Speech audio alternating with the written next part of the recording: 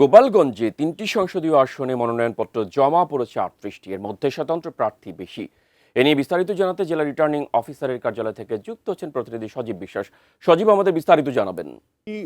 গত ২৯ তারিখ কিন্তু মনোনয়নপত্রর যে জমাদান সেই জমাদানের শেষ দিন ছিল এবং গোপালগঞ্জে কিন্তু প্রায় ৩৮টি মনোনয়নপত্র জমা পড়েছে এবং আগামীকাল সকাল থেকেই কিন্তু এই মনোনয়নপত্র যে যাচাই বাছাইয়ের যে কাজ সেটি কিন্তু আগামীকালকে হবে এবং আমি এই মুহূর্তে দাঁড়িয়ে রয়েছি গোপালগঞ্জ জেলা রিটার্নিং কর্মকর্তার কার্যালয়ের সামনে এবং আগামীকাল সকাল 10টা থেকে যাচাই বাছাই যে শুরু হবে সকাল 10টা থেকে 12টা পর্যন্ত গোপালগঞ্জ 1 আসনের মনোনয়নপত্র যাচাই বাছাই হবে এবং 12টা থেকে দুপুর 2টা পর্যন্ত গোপালগঞ্জ 2 আসনের মনোনয়নপত্র যাচাই বাছাই হবে এবং বিকাল 3টা থেকে কিন্তু 6টা পর্যন্ত গোপালগঞ্জ 3 আসনের মনোনয়নপত্র যাচাই বাছাই হবে। আমি যদি একটু আসন ভাগে প্রার্থীর কথা বলি, গোপালগঞ্জ 1 আসনে মনোনয়নপত্র জমা পড়েছে 13টি। এর মধ্যে স্বতন্ত্র বেশি রয়েছে এবং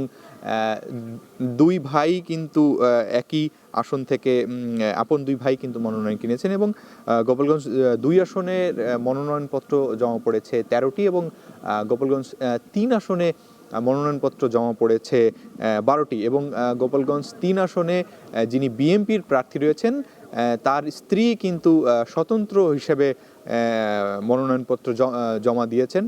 তো সব কিছু মিলিয়ে আসলে আগামীকাল যে মনোনয়নপত্র যাচাই বাছাই সেই মনোনয়নপত্র যাচাই বাছাই আমরা আগামীকাল জানতে পারবো এবং কে বাদ পড়লো বা কার মনোনয়নপত্র সঠিক হয়েছে সেই খবরাখবর আগামীকালকে আমরা জানতে পারবো। তো সব কিছু মিলিয়ে এই ছিল আমার কাছে গোপালগঞ্জের সর্বশেষ।